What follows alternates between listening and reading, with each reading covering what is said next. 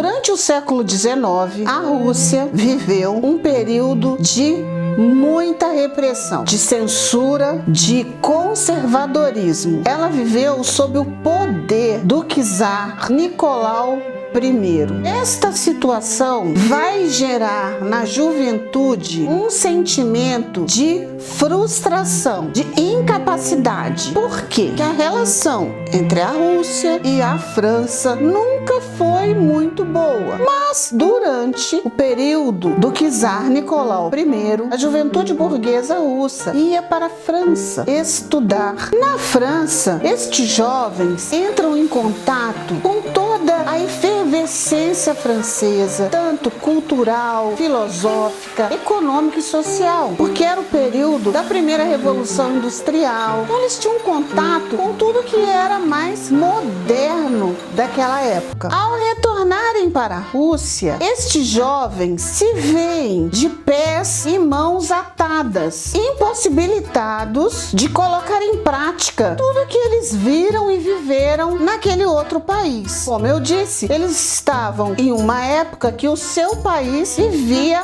uma grande opressão. Eles não só eram impossibilitados de colocarem em prática tudo que eles estudaram, tudo que eles viveram, como eles eram impossibilitados até mesmo de falar sobre aquilo, porque era uma forte repressão a desse czar Nicolau I. Toda essa experiência que vai gerar essa frustração fará surgir na literatura russa uma característica muito marcante, chamada niilismo. Uma característica nos personagens chamada de homem supérfluo. Quem vai inaugurar esta característica é Ivan Turgenev, com a obra que eu vou apresentar para você hoje, O Diário de um Homem Supérfluo. Olá, sou Cristiane Azevedo e este é o canal Leitura de Abelha.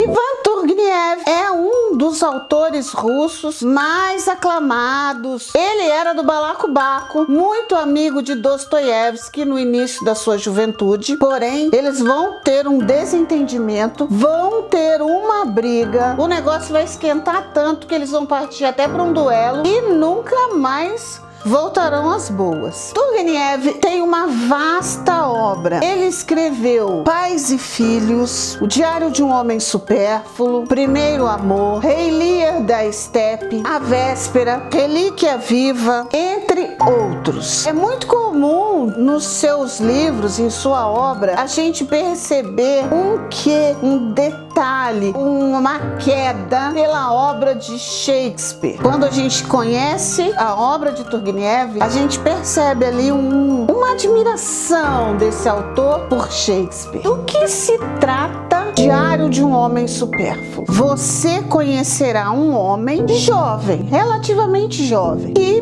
descobre que o que ele tem são 30 dias de vida. O médico já o desenganou e ele já começa o livro dizendo que a sua vida está por um fio, que finalmente o médico se abriu com ele só tem 30 dias de vida. Diante desta realidade, ele pensa, o que eu vou fazer com esses 30 dias? Então ele decide escrever um diário, na verdade, um relato de tudo que ele viveu, desde a sua tenra infância até o momento em que ele se encontra. O narrador vai contar que o seu pai era viciado em jogo, mas que ele conseguia ver no pai uma ternura, que a sua mãe era uma mulher que não parava, que estava o tempo todo fazendo as coisas, tentando controlar a sua vida. Era uma mãe que estava sempre em movimento. O único momento em que ele viu a sua mãe descansar foi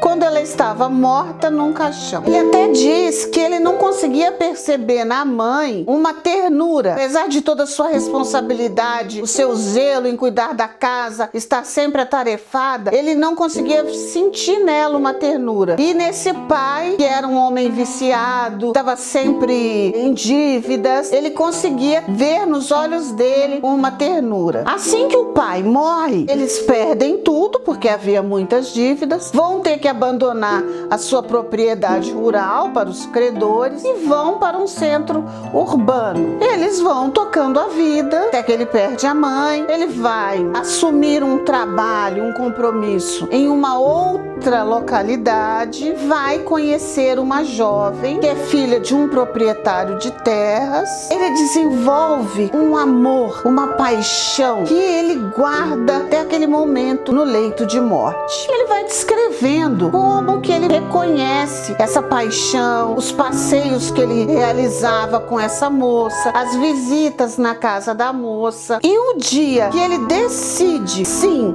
eu amo essa jovem, eu vou me declarar para ela, ele percebe que já tinha entrado um outro rapaz na jogada, então ele não se declara para ela, ele se afasta dela e guarda esse amor calado no seu interior. Aparentemente é uma história simples, porém o narrador vai concluir que a sua vida foi uma sequência de frustrações, que ele tinha a sensação de que sempre que ele descobria qual era o seu lugar na vida, na sociedade, quando ele descobria qual que era o seu espaço, alguém já estava ali. Essa é a essência do pensamento daquela época. Sentimento de ser supérfluo, de não ser útil, de não estar no lugar adequado, de não ser completo. Era também uma sensação, o leitor vai perceber nesse personagem que ele era incapaz de tomar as atitudes. Então essa sensação que alguém ocupou o seu lugar, na verdade, era aquela sensação de alguém que não toma as rédeas da sua própria vida, que se sente amarrado, está sempre esperando que alguém fale por ele, que alguém faça por ele. Ou seja, ele nunca toma as atitudes, ele está sempre à espera. Esse autor, ele é primoroso na maneira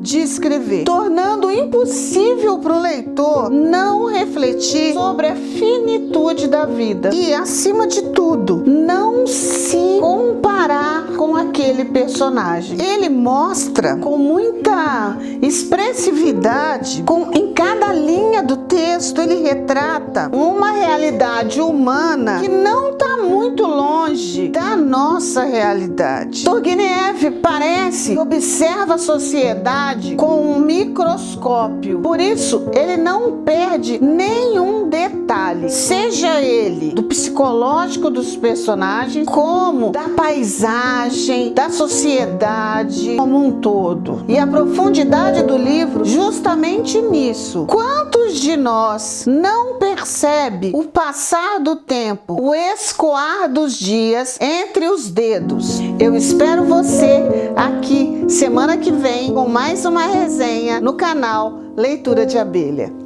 Tchau!